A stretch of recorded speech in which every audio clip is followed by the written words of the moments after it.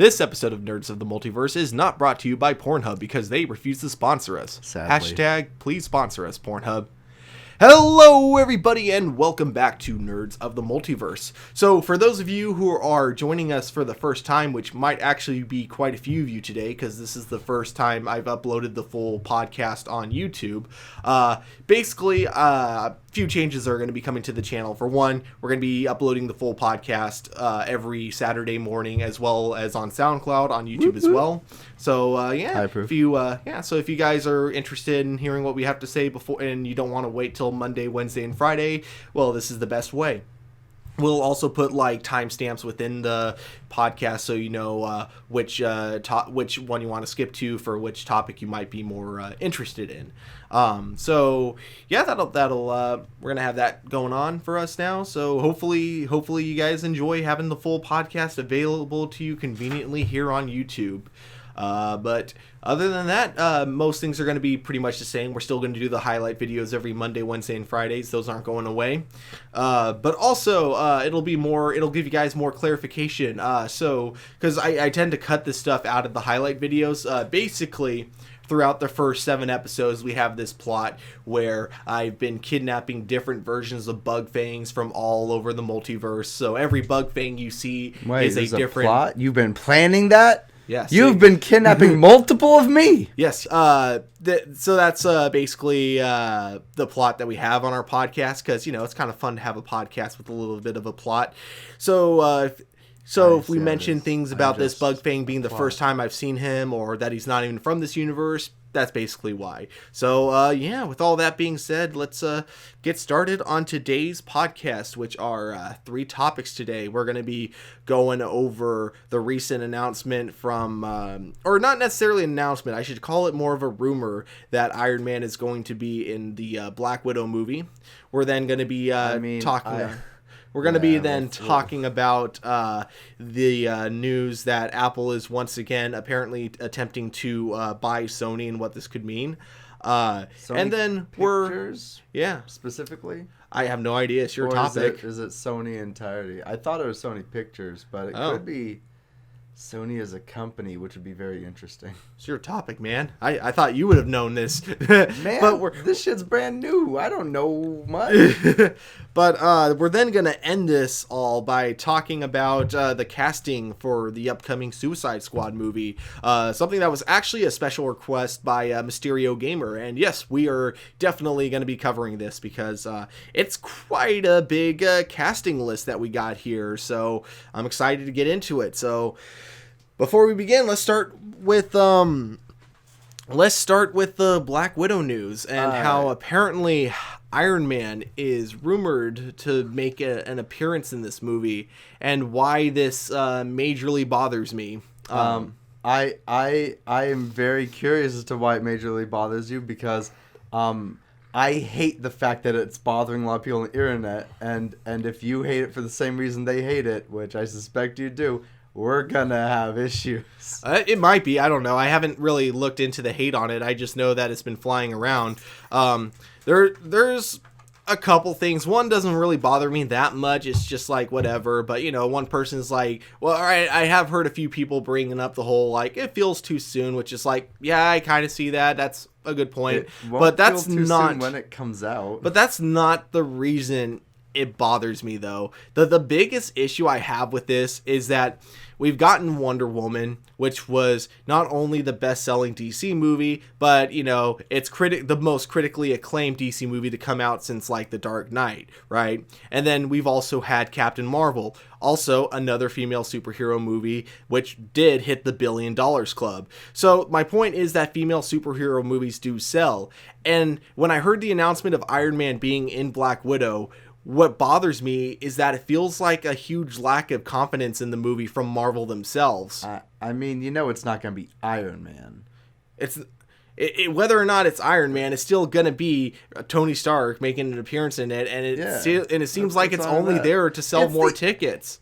Okay, you did not have a problem with this when Spiderman primarily featured Tony Stark. We knew it had to. We knew it didn't have to. It never had to. It did because it never had to. It did Not because once. if Sony was gonna do the deal with Marvel, their thing was okay. Then we're allowed to use an Avengers character in one of our movies. So that was part of the deal. Yeah, like, it didn't have to. That doesn't mean it had to be Iron Man. It doesn't mean that Iron Man had to be central to the themes or plot. It didn't. I fully agree. Like things. I do wish Iron Man wasn't in Spider-Man: Homecoming. I think it could have actually been a better movie without him. I fully agree, but I wasn't as mad at it because it was like the studio felt like since we have the opportunity, we might as well. So it just felt more like they kind of had to in that sense. In Black Widow, it feels like they're doing it because they have no confidence in Black Widow on its own. I disagree. I don't know of a single Marvel movie that doesn't have cameos from other huge actors. I don't know why you wouldn't have a cameo from the biggest guy in Marvel. And the person everyone's gonna have missed the most, especially when there are gonna be so few opportunities to do that before they have to literally resurrect Stark. I don't see any of the negative of including a cameo from Stark in this. Even if it's like a pretty constant cameo, like if it's like him from Iron Man 2 and it's taking place during that, because if it took place before that, it wouldn't make sense, really. Well, it takes place between Civil War and Infinity War. Yeah, so that's fine. Well, and here's... That's fine. It wouldn't make sense for someone else not to be in it, especially the person who's supposedly, like, directing her at that time. He's her... No. Wait. No, they're enemies at the time. This is after Civil War, which means that they're enemies. Civil War and she betrayed them. Yeah. And here's the other thing. Maybe I'm completely wrong. Maybe this news wasn't supposed to be leaked. But the biggest thing that bothers me about it is that, like, the fact that we know about it, which means that it's probably out there because it's them trying to sell tickets. Now, here's the thing. If Robert Downey Jr. made a surprise cameo as Tony Stark, and the only reason we knew about it was because it was leaked. Like, if they go throughout all of Black Widow with not showing him in any of the trailers, without putting him on any of the posters, I will take back everything I just said right now. Because then clearly they're not using it as a marketing except ploy. for that's ridiculous. Why wouldn't they use it as a marketing ploy? They shouldn't have to. Shouldn't have to is different from shouldn't. I don't think they do have to. I do think it still benefits the movie. Yeah, but I don't think it needs to. I think, what does that mean? What does that mean? I don't know. To me, it just feels like, again, like I just mentioned already, it just feels like a lack of confidence in the film. And that's why they're wanting people to know that Iron Man's in it. So people who wouldn't normally see it would just go see it just to get one last look at him. Even though I think plenty of Disney. It's just Disney. Yeah. And it's, you know how many posters Iron Man has been on in Disney? Every single movie that's had him in it, he's been on the poster. No matter how little his role, with I think the exception of Incredible Hulk. It's the only one where he made an appearance and wasn't on the poster. Yeah. He's the biggest selling thing in Marvel. It's ridiculous not to advertise that he's going to be in it. Especially since it's going to be people's only chance to see him for God knows how many years. Without them doing, like, cutbacks and memory flashes and stuff. And yeah, I just find it more than anything just unnecessary personally. And like, yeah. Maybe I'm wrong. Maybe it is very integral to the plot, but I don't think even care if it's integral to the plot. I don't care if he has a 5-minute cameo and still appears on all of the ads. That makes sense to me. That's a selling feature. That's not a lack of respect for the Black Widow character. That's not a lack of confidence in her marketability. That's just an acknowledgement that Robert Downey Jr. is the best selling actor of all time at this point. He's the biggest guy. He's one of the biggest characters.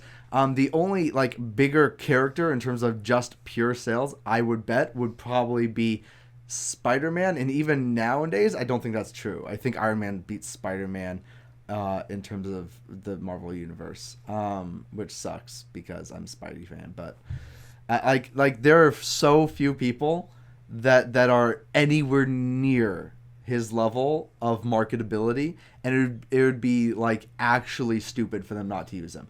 Even in fact, you know what? I think this actually goes against the spirit of your point too, which is that because it's a female-led movie, it should be able to stand on its own, right? I don't think Disney's saying it can't. I think Disney is lending a helping hand to it to make sure it does, because it's important that it stands on its own. And Robert Downey Jr. being involved in the marketing for the movie, or even being involved in the movie, maybe as an antagonist, sounds like a pretty good way to make Black Widow stand on her own. Imagine if his role in the movie is as an antagonist. That would be so cool. One, it's pitting the only woman in the Avengers, Carol, and I don't think she's in the Avengers still. Because she kind of just fucks off. Well, you also have Scarlet Witch, who was in Avengers too. I'm not sure if she's... no, she is in the Avengers now, I guess. She's in the second version of the Avengers. But she's the only of the original Avengers, right? That's a woman. And she's the only one of the original Avengers, other than Hawkeye, who hasn't gone a movie. I want to see a Hawkeye movie too, by the way. Or a Ronin movie. But do you know how cool it would be if her movie was her pitted against the mainstay of the MCU? If Stark ends up being the antagonist somehow, because he stands for big government and she's hiding from the government and setting up her sequel successor or whatever, that would be so cool if you turn the main hero and the person we should right now just be feeling like hell positive about, and then they use him as like a twist of the knife as a villain for the movie. That would be cool. Yeah, I mean, that is a good point. Like, it definitely can be used well. My fear, however, just because of the way they've done it in the past, is that it's just going to become like, you know, his role is going to be similar to his role in Spider-Man Homecoming, and they're going to find a way where, even though they're on opposite sides, to get them to work together, where it's like she clearly wouldn't have been able to do without him. I hope they don't do that, and I hope I'm wrong, is what I'm saying. But yeah, that is a point. Like, it could be used to benefit the film and benefit her as a character. I do fully agree with that. Again, it's all just me kind of being pre-paranoid, you know, and my mind kind of just jumped to the worst conclusion, I think, when I heard the news, and, you know, it could be a good thing overall, but I guess, you know, it's one of those things we'll have to wait and see to find out for sure. All right. So let's move on to your topic. All right. So, what happens if Apple buys Sony? Whether they're buying Sony or Sony Pictures, I actually don't think it makes a difference. I think they're trying to buy Sony, the software company, or the hardware and software company. But either way, it's the acquisition of Sony Pictures that we care about here, right? Mm-hmm. So there's a debate, mainly just between me and everyone else, in which I don't understand how it's possible that if Apple buys Sony Pictures, they don't get Spider-Man. I don't understand how that works. As an entity as a licensee, they'd be buying Sony, and I assume they wouldn't be dissolving Sony, which means they should be able to carry over all their licenses, as far as I'm aware. But there does seem to be the community of comic news seems to think that Marvel will get Sony Pictures Marvel properties out of this. I am not enough of a legal lawyer to like have like a full opinion on this. Let me put it this way. I really hope it works that way, because that would be cool. I don't. Then it would mean that, you know, Spider-Man goes back to Disney and all that. Goes back to Marvel, I meant to say. I don't want Sorry. Spider-Man to go back to Marvel. But, you know, so I hope it works that way, but I honestly have no idea, like, what the actual legality of it would be. I'd have to, like, ask actually, you know what? Do you ever watch Legal Eagle? I do, yeah. Yeah. I would love him to do a video on this. Because on what the legalese is with the licensing. Yeah, what would happen then if Spider-Man, or what would happen? Yeah. So it's like, I really don't have too much to say about this, only because, like, I don't know enough about it. Neither of us are lawyers. Yeah. So how about we turn this into a more interesting topic? Do you want the Sony property to go to Apple, the Sony properties to go to Apple, or do you want them to default to Marvel? Yeah, I would definitely prefer them to default to Marvel. I wouldn't. I want them to stay Sony. Yeah, because you hate Spider-Man Homecoming. I absolutely think that Spider-Man Homecoming is a spectacular movie. It's just the worst Spider-Man movie ever. Mm-hmm. I also think that Spider-Man Far From Home is a spectacular movie. And it's a better Spider-Man movie than Homecoming. It's just not a particularly great Spider-Man movie. It's still Iron Man Jr. In fact, it's... I don't get how even post-death they've managed to make both Spider-Man movies central to be about Tony Stark somehow.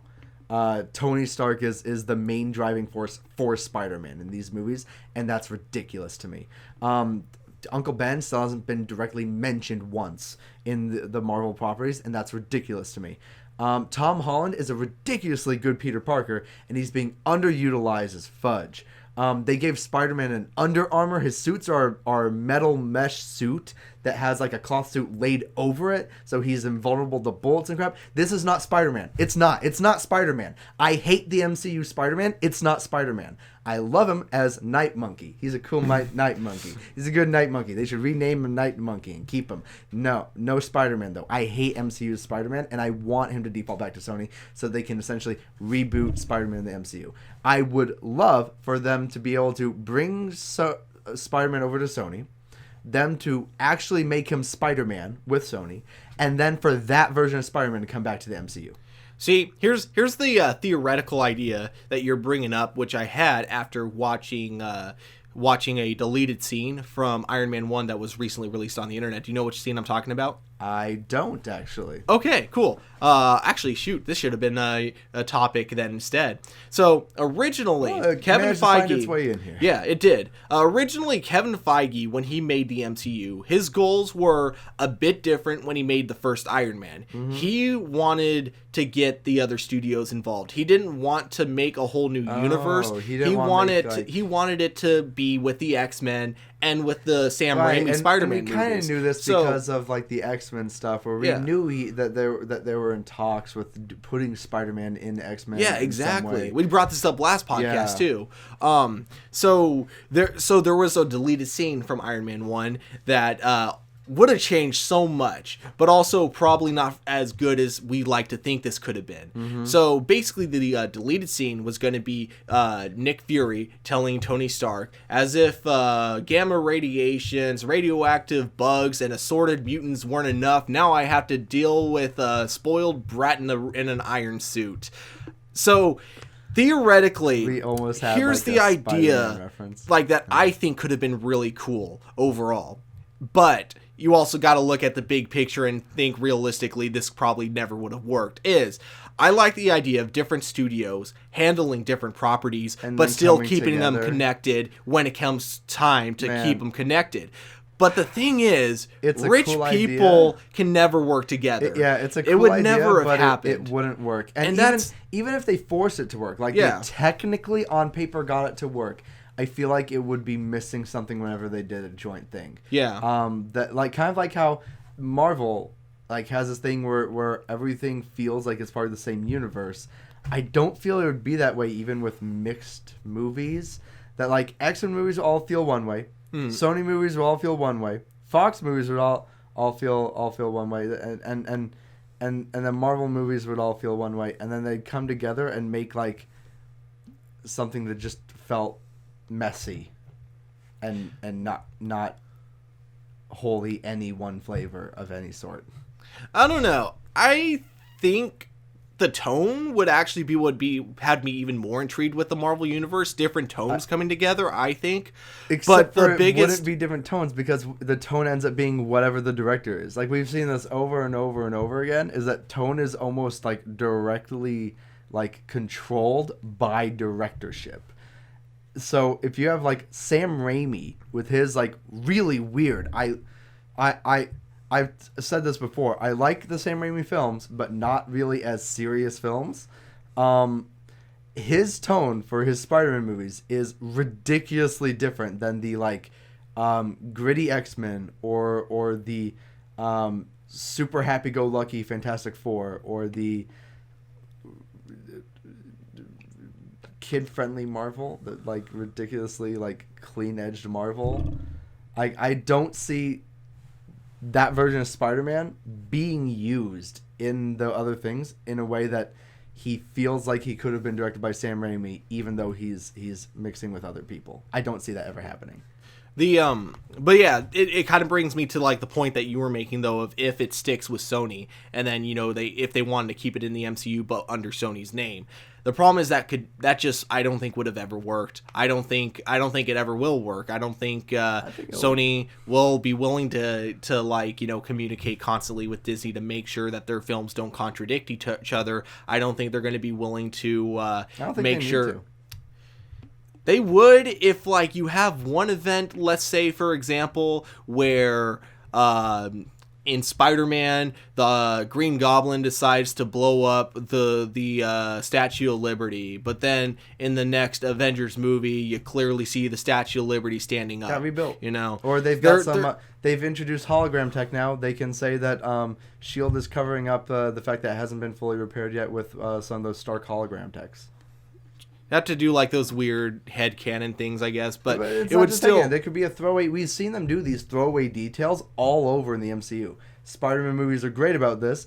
They used the sonic cannons from the Incredible Hulk movie in the Spider-Man Far From Home movie on the drones, and they showed that in a blueprint in the background just briefly. It's not just headcanon; it's actual canon. And that's great, and it only took a background thing once, saying that once. Just have a newscast in the background with, like, a headline scrolling across the screen, not integral to the point where no one's listening to it. It's just in the background while they're in a store or something. That and the thing that crawls across the screen is simply Statue of Liberty made by drones. I like that. It's really simple, easy to do things. They don't require any money, even. Yeah, but it'd be more of like if they would if on Sony's side and even on Disney's side, depending on who's directing the movie, if they'd care enough to like worry about those kind of continuity things. We know they would, though. We know continuity would be part of Marvel's like actual legal papers with Sony. But they wouldn't necessarily have legal papers if Sony's just doing their own thing with Spider-Man, but like, there's no confirmation he's even in the MCU. Oh, you mean if they're completely separate? Yeah, I'm talking like completely separate, like you're saying. I don't care. I really, really wish they didn't. I really wish that Sony gets Spider-Man in an entirely different universe, and that later that universe just gets merged with Marvel. I really don't care about any of the interim. I don't think most people do either. I'd say the internet disagrees with you on there. The internet does. You're right. Not the average person. The internet is not the average person. The internet is full of, people like us. It's the average person. Remember, the largest watched news network is still Fox News. The average person is not on the internet all day. The average person, though, is still going to go on YouTube. The average person is still going to go to see the next Spider-Man movie, and then they're going to be very confused at much like with the X-Men movies. They're not going to care. No one ever cared. No one ever cared. No one cared that the past Sony Spider-Man weren't part of the MCU. The average person didn't care. This wasn't a thing. Nerds like us wished he was part of the MCU, but even we didn't really care. I wasn't going around bitching about him not being in the MCU. I was like, oh, it'd be really cool if they did. We kept making cool theories like, oh, what if they introduced the Sam Raimi Spider-Man with the original actor in like this. But we didn't actually care. I very much disagree. There were a lot of people who really wanted Spider-Man with the Avengers on the internet. A lot of nerds who did. On the internet. Yeah. I don't think people on the internet are the average person. The average nerd, yeah. People who write a comment on YouTube are not the average person. The average person will never write a comment on YouTube.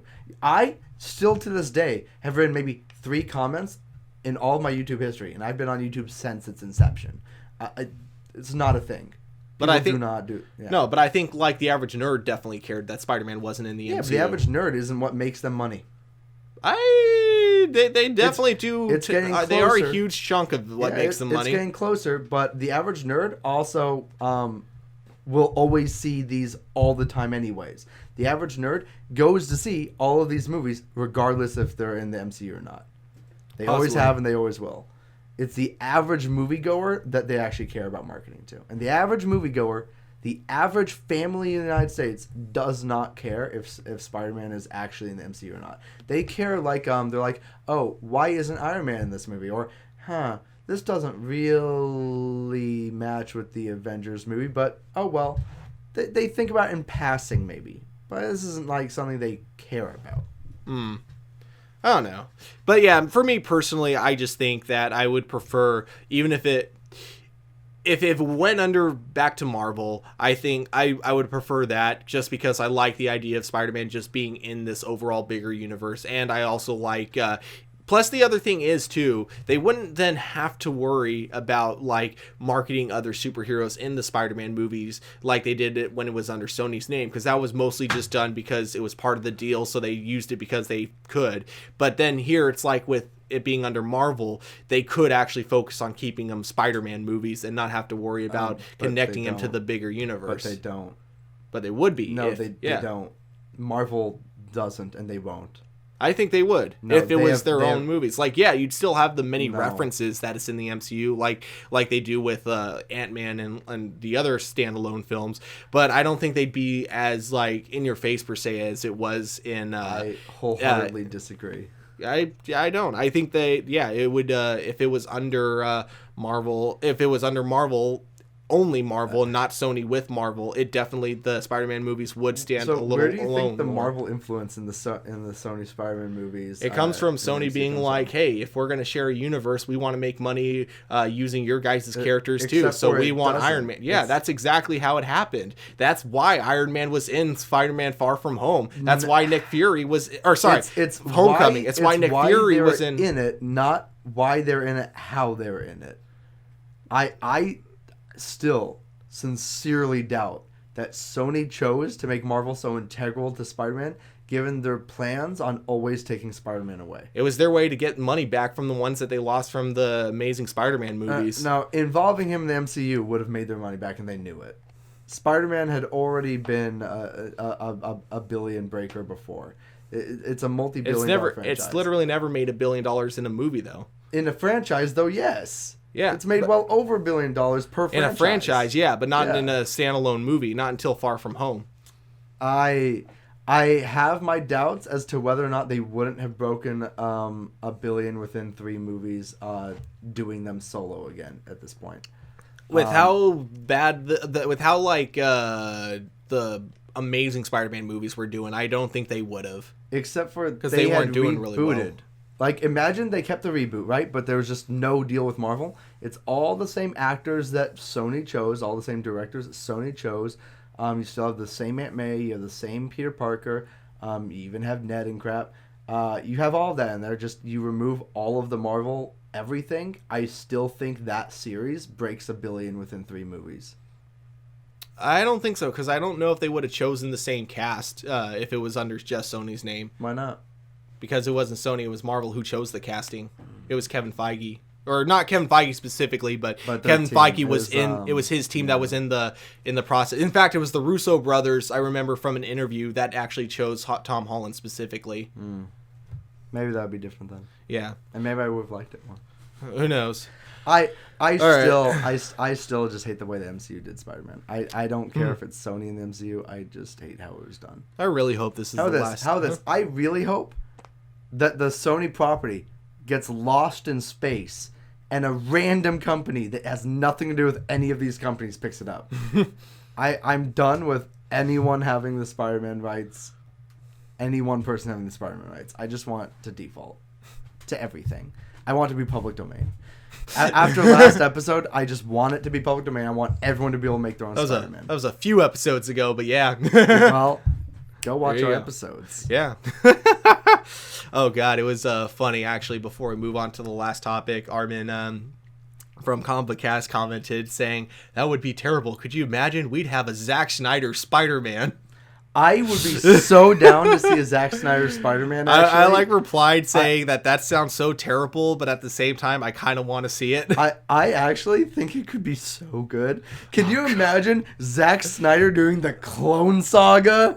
Oh my gosh, that would be so disastrously beautiful. I'm more like thinking Zack Snyder making an origin Spider-Man movie with Spider-Man basically being a killer. Like, actually, like, you see him instead of using web shooters. Spider-Man Noir. Spider-Man Noir. Spider Noir with Zack Snyder. That'd be interesting. Oh man, that would actually. I'd pay to see that. Not gonna lie. Okay, so let us go into this last topic. The Suicide Squad. I am surprised. So you didn't see the picture that was really popular online. This was new to me, and I was very surprised by some of the names on this picture. Yeah. So, we're not going to be reading off every actor that was on the page because some of them... there are some that we need to cover. Yeah, there were definitely some we need to go over. But only because there were some that I actually just straight up don't honestly recognize. So, I kind of decided to skip those. But I'm going over the names that either I recognize or I think would be interesting, and I'm curious to see where they go with it. So, let's start from the top. I didn't write these down in any particular order. So, we'll start with the first one on the list. Okay. John Cena. My first guess on who he might be playing. My first... And I bet you it's probably going to be the same as yours. My first reaction is ground. I don't like John Cena as an actor. Neither do I, but with the right director, like, like James Gunn, who's worked with wrestlers before, I think... Yeah, but wrestlers who are fantastic. I still think Batista hasn't done a bad movie yet. I don't think he would have had his break, though, if it wasn't for James Gunn. That's true, but the thing is, I'm worried about quality here, not about John Cena getting a cinematic breakout. I don't think... Batista being as good as he was due just to the director. I think he is a good actor. I have really liked how he pulled off all of the roles I've seen him do in Hollywood so far. But then again, you haven't seen Stuber. You probably shouldn't see it either. And I'm looking forward to seeing Stuber. I actually think he's going to pull off that role as good as he can under that writing as well. But my first guess, though, for John Cena. Wait, is Stuber out? It's like out on DVD now, I think. Oh, crap. I should totally rent that. But gonna have a Stuber night. My first guess, though, for John Cena, Solomon Grundy. That is going to be my first guess on who we might be playing.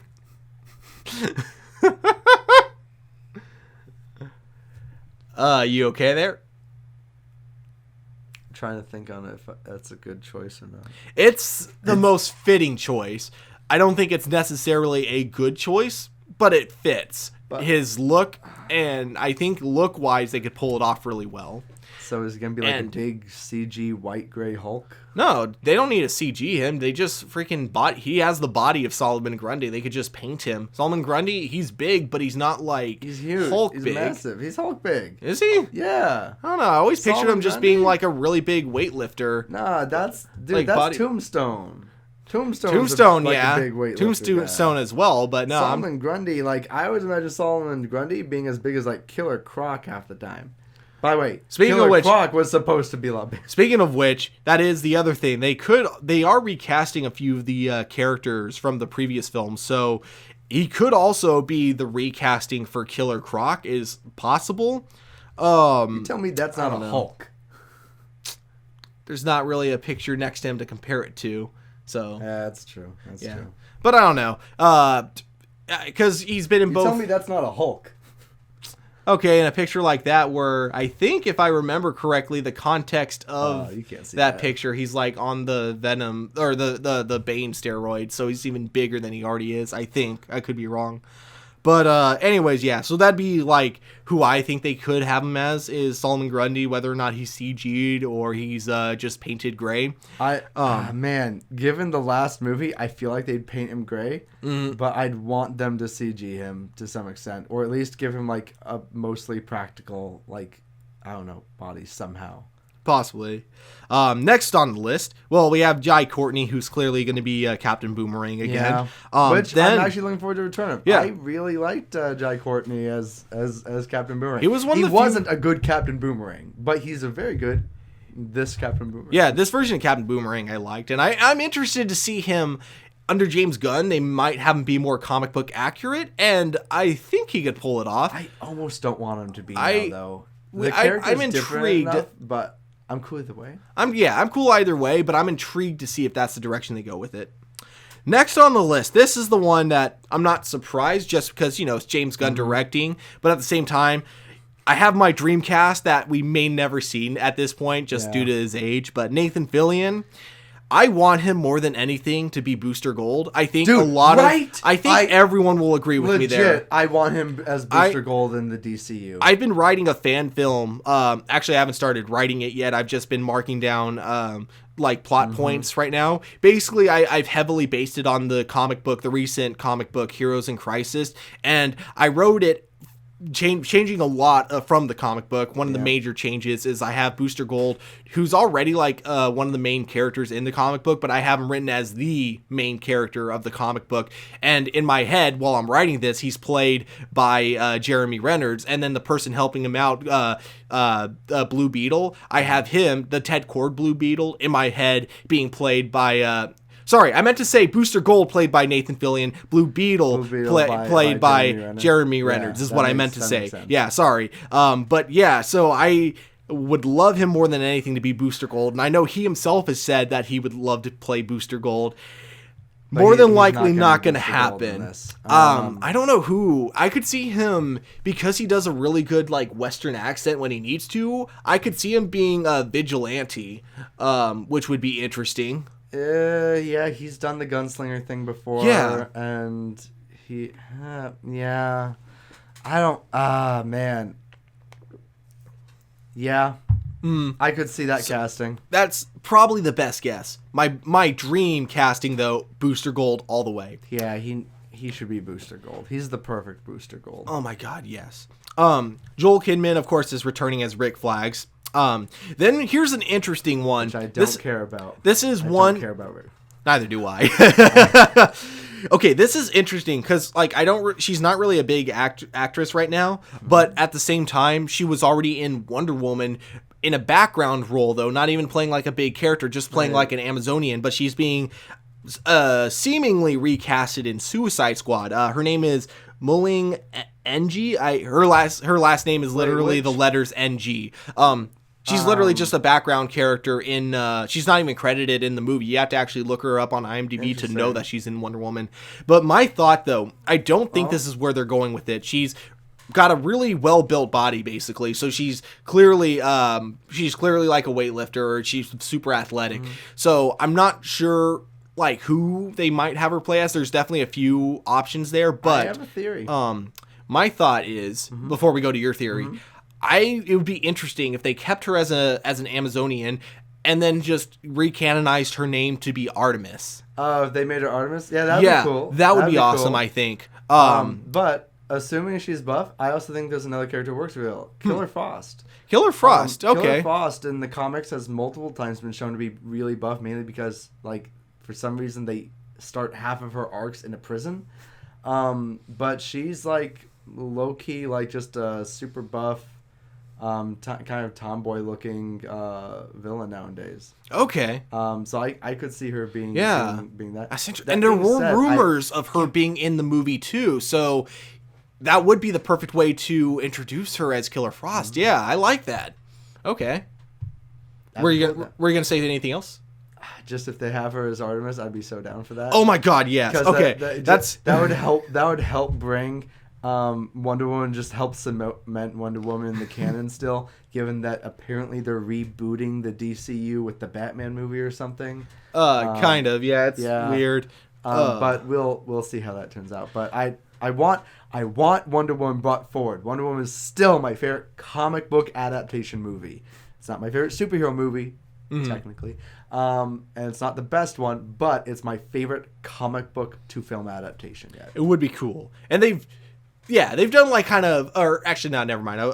Yeah, I'll just leave it at that. It would be cool if she was Artemis. So now we'll go to the next one. This one, again, since James Gunn is directing, I'm not at all surprised that he's in the movie as well. We have Sean Gunn.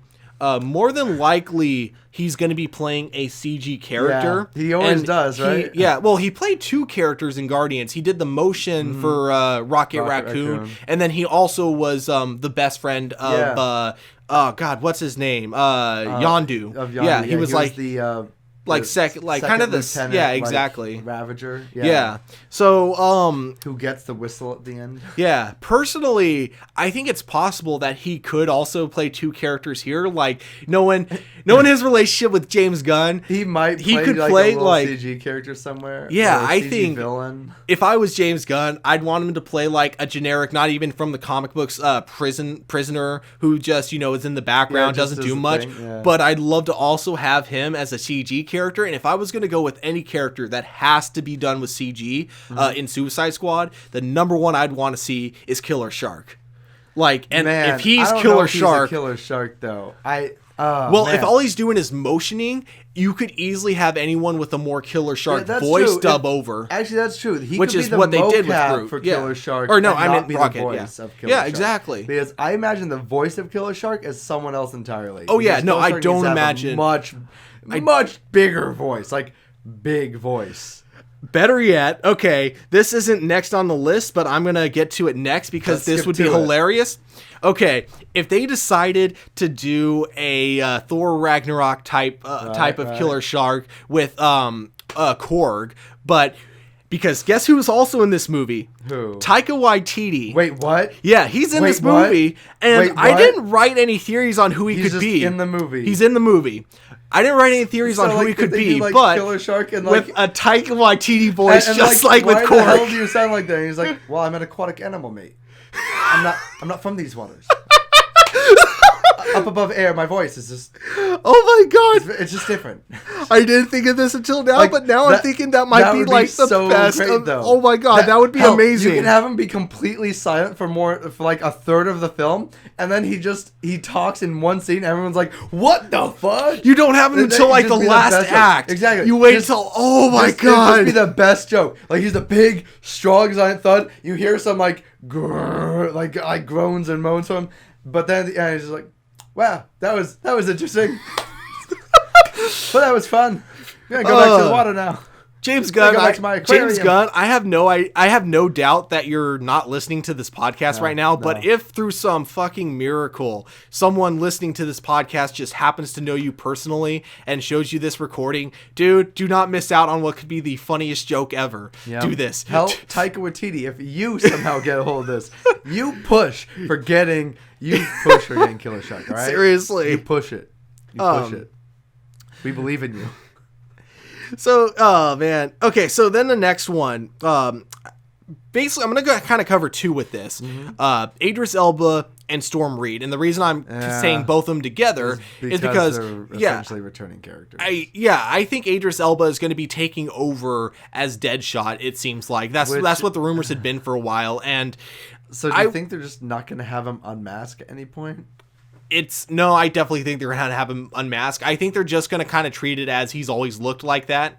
Much like with War Machine from Iron Man when they switched actors. Yeah, but I still hate that they switched actors. Yeah, or same with Bruce Banner from the Hulk. How they switched actors. So I think it's going to be the same thing in that regard. So they just do it and just play it like he's always been like that. Yeah, exactly. I think with Idris Elba, he's going to be the new Deadshot, and then Storm Reed, I think that's how her name is pronounced, is going to be his daughter because she's on the younger side. And if she's not his daughter, I just thought of someone who she could be, and it could make for a very disturbing, disturbing film if they go this route. They could go with, I forgot her name completely, but the one girl who just like when her she has really a hard time. She basically changes reality because like her imagination can morph reality. I forgot her name, but she was in like one of my favorite episodes of Justice League Unlimited. And so they could totally go that route where she's one of the she's someone who that Amanda Waller and Argus in general has just been torturing for so long, trying to harness her power, and then she breaks, warping reality, and that's what Amanda Waller needs the Suicide Squad for. In that same vein, you know who I thought she might be? Who? Tara from from Titans, from Titans, because Tara does villain. Yeah. I thought she might be Tara. Yeah, that'd be interesting. Actually, I wouldn't be opposed to that either. The exact same route with that character. The only thing that makes me think they're probably not going to is just because they don't have Deathstroke in the movie. At least not that we know of right now. They might add him in later on. They don't have him right now, but also I don't think they need to have him to reference him. Yeah. For example, they could have her there, and they could ask her like how she got the way she is. And she could like look over at like, I don't know, the person in the room who looks a lot like Deathstroke. Deadshot, exactly. And be like, someone not dissimilar to you did something bad. Like she could just reference him. Oh man, you know what would also work from that? You're not the only mercenary I know.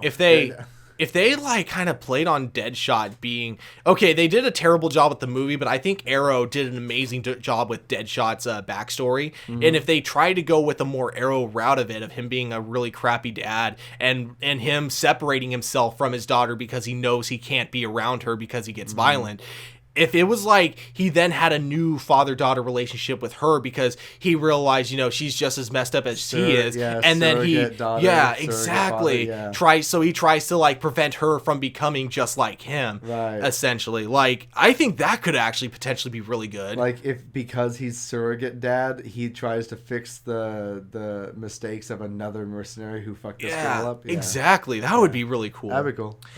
Here's a really weird casting choice. And if it wasn't for the fact that James Gunn is the one directing it, I would have been fully against it, actually. Not gonna lie, because it's so weird. I thought we already covered. I thought we already covered him. Who? Who were you thinking of? What? Well, based on the intro, I assumed you meant John Cena. Oh no. Pete Davidson from SNL.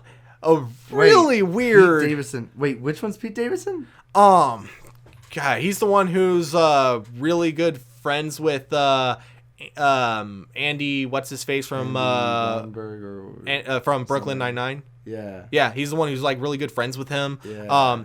He has. Who the hell is he gonna play? Or not in Brooklyn Nine-Nine. Sorry, he's not in Brooklyn Nine-Nine himself, but he's really good friends with the actor. SNL, he's really good. Yeah. So wait, who the hell is he gonna play? We don't know yet, but. Who the hell could he play? The only thing I could think of for him is Trickster. I don't know. I thought he was a very weird choice for the movie. I maybe, who knows? Maybe he's like a supporting character. Maybe he's is. Maybe he's part of Waller's team or something. Yeah, I don't expect him to play a huge role. Maybe if like anything, he's going to be role. Yeah. If anything, he's probably going to be like the one guy who like was threatening Deadshot, and Deadshot was like, "I'm going to kill you once I get out of here." And then Harley Quinn was like, "Hey, you're dead." Yeah. You know what I think now? I think he's their handler.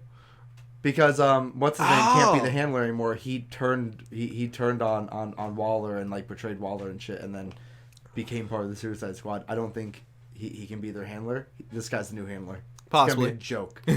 they're gonna play off the handling as a joke, and this is the new handler. Okay. All right, so we're almost done. We just got 4 more actors to go through. David. I cannot pronounce his last name for the life of me. If you want to go ahead and attempt that. All right. Oh, dear gosh. Yeah, I cannot pronounce your last name, so I am really sorry. Dashmelchain.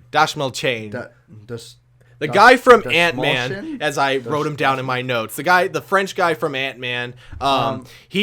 What I find interesting about his casting. He fits, at least. He fits in that casting. Oh yeah, definitely with the casting of Suicide Squad. What I found interesting though about his casting in this is the 4th DC property he's played a live action role in now, where he's more than likely going to be a different character because it's not connected to the other DC roles he's been in. But he was in The Dark Knight. He played like one of Joker's like. He played the guy who got blown up, I think, if I'm not mistaken.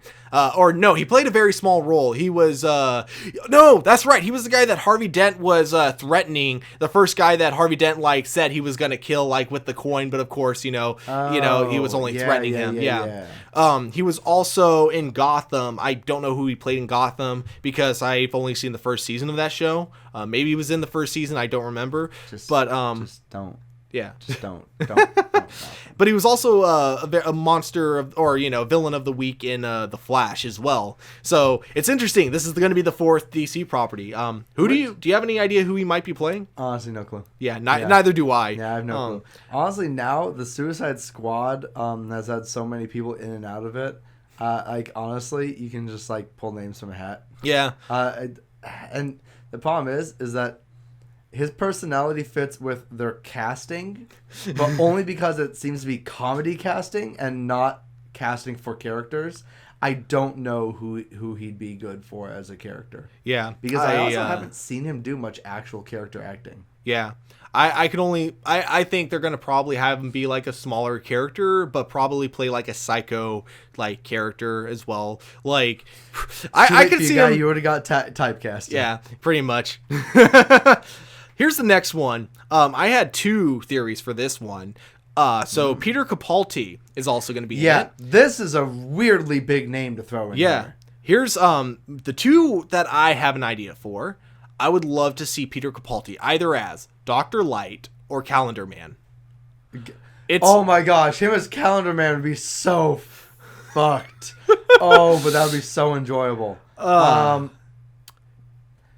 I think he could make a good Dr. Light, but given Capaldi's past, I almost want to see him as Calendar Man more. Mm-hmm. Yeah. I could see him being a great Calendar Man. He could be a hilarious Calendar. Actually, no. Given that this is a comedy, I'm gonna go with Calendar Man. Okay, fair enough. Because I imagine him being a hilarious Calendar Man. Yeah.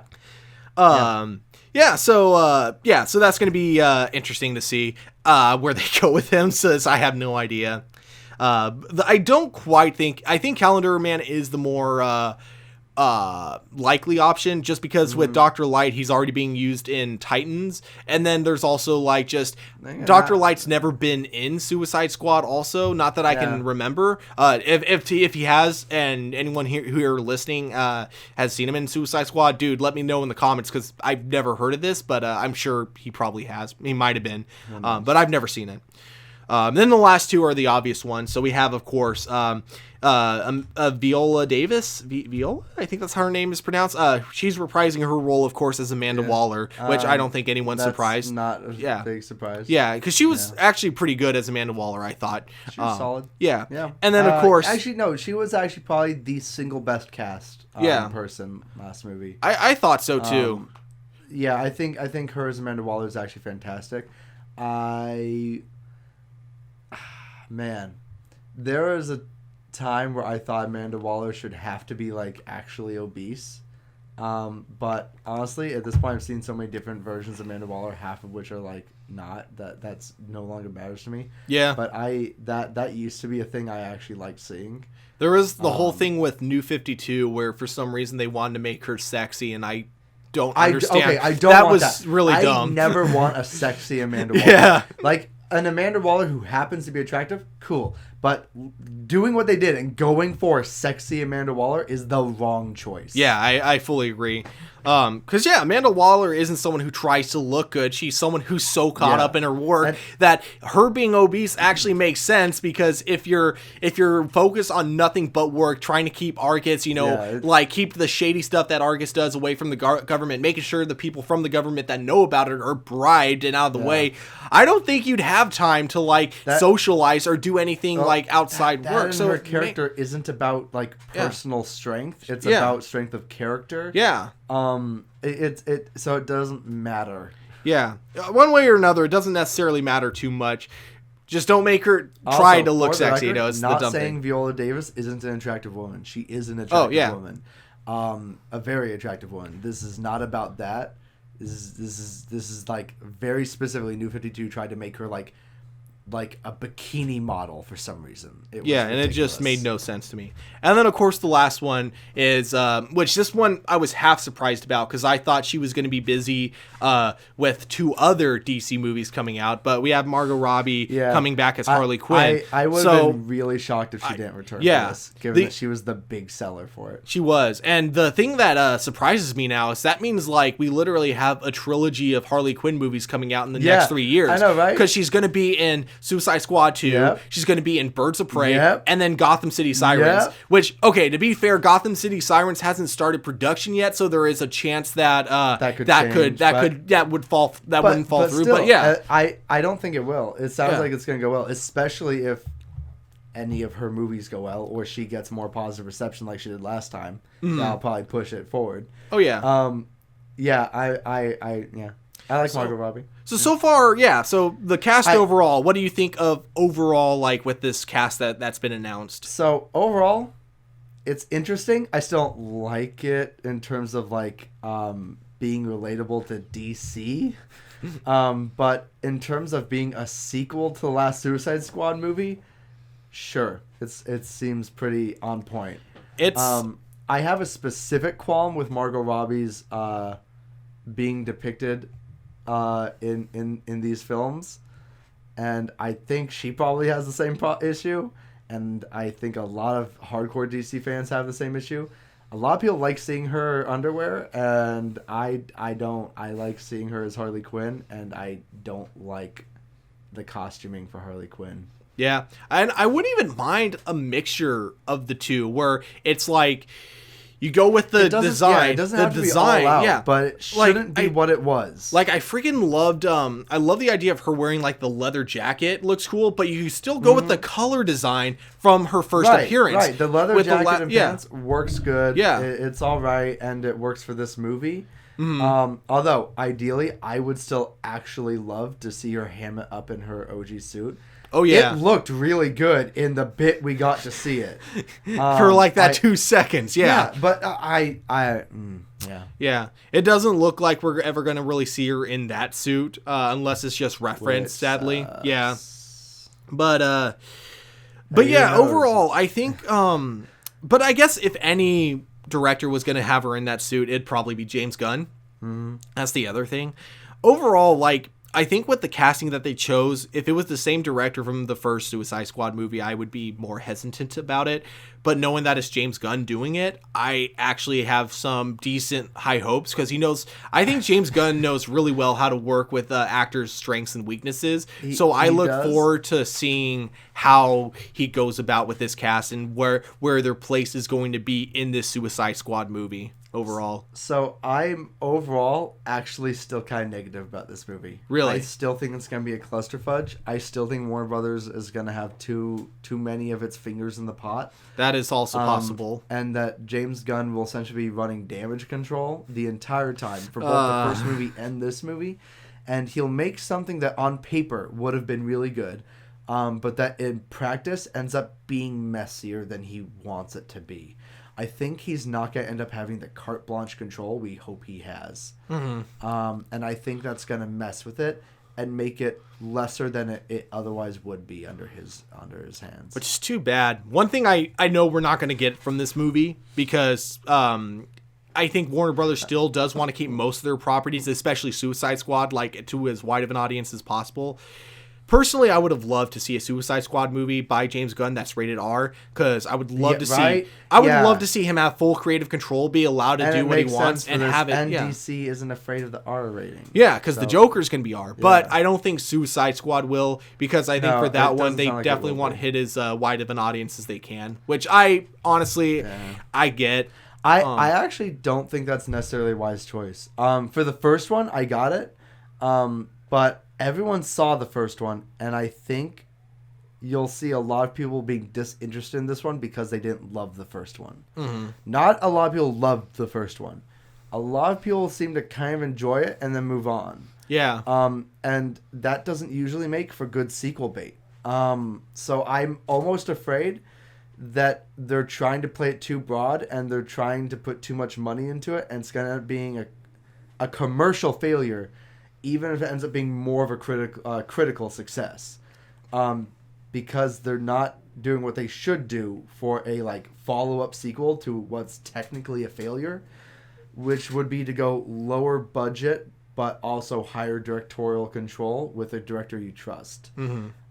That's what usually seems to work for digging yourself out of a grave when it comes to a franchise.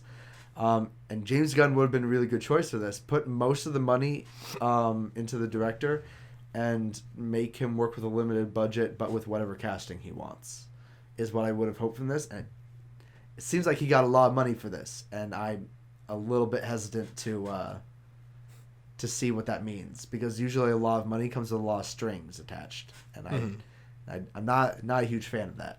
Yeah, that is my biggest worry about the film is Warner Brothers, the amount of control they'll take on it. Because I think it was one thing that was really interesting about Guardians of the Galaxy 1 is it's one of at the time, because this was still during phase 2, where I think Kevin Feige took way too much creative control over all the films, not letting the directors do what they want. But the big exception was Guardians of the Galaxy. He let James Gunn do what he wanted with it because Guardians was a nothing franchise. Yeah, exactly. Because he didn't expect. No one expected Guardians to be the success that it is. Like, James Gunn made this thinking it was going to be a one-off Marvel movie that wasn't even going to tie into Avengers that much after trilogy, all. Yeah, and exactly. Being integral to the plot of exactly. Which he didn't expect. He didn't think that any of the characters would ever show up in the Avengers. That's why they chose, Chris Pratt, the chubby guy from Parks and Rec, to be the main character. They're like, yeah, it's going to be a fun one-off. One more Chris to the pile. Marvel Chris's, everyone. And some DC Chris. We got a DC Chris. Yeah, we do. But Chris Pine? Chris Pine. He's going to be in the rest next. in peace. Wait, what? Wait, what? You didn't know he's in Wonder Woman 2? Wait, what? Yeah, it's a flashback, right? I don't know. No one knows how his role is going to work into the movie, but they know that they've seen him on set as a resurrected Nazi soldier. I don't know. Like I said, they've seen him on set, and we know nothing about Wonder Woman 2 other than he's in it. And that it takes place in the 80s. Those are the only two things. You know what? Maybe it'll be cool. Maybe they'll have him have dipped his foot into one of them pools of rejuvenating. Involve Ra's al Ghul. Yeah, that'd be exactly. awesome. So yeah, I'm looking forward to this movie, whether or not it's going to be good or bad. I'm still definitely going to be watching it in theaters. Even if it's a bad movie, the one thing I hope it isn't is as my biggest because that's the problem I had with the first Suicide Squad. It was boring, you had a cool, colorful cast of characters. I was bored, and the fact that I was bored watching a Suicide Squad movie, that is a major fail. Suicide Squad can be taken seriously, can be done as a joke, can be a straight-up comedy, I don't know what they did. Yeah. That was just a mess. It was. So, overall, though, I am looking forward to this, and I hope it's good, but if it's bad, I hope it's at least memorable. If it's bad, I hope it's The Room levels of bad. Mm-hmm. That's what I'm hoping. I'm hoping that, maybe, who knows, maybe he got full control, and he's just going to run it into the ground hard. And he's going to run into the ground the most spectacular, flaming crash we've ever seen. I'd love that. I'd love that, too. All right. Thank you guys for watching. If you like what you see or hear, depending on if you're watching us on YouTube or SoundCloud, definitely give us a like. And my universe now. Indeed you do. You got to give us a like and subscribe if you can. That'd be awesome. And then, let us know if you're looking forward to the next Suicide Squad movie, because I know I sure am. It was nice visiting your universe, everyone. Yeah. All right. Time to go home to your universe. Everyone, have an awesome day and enjoy your weekend.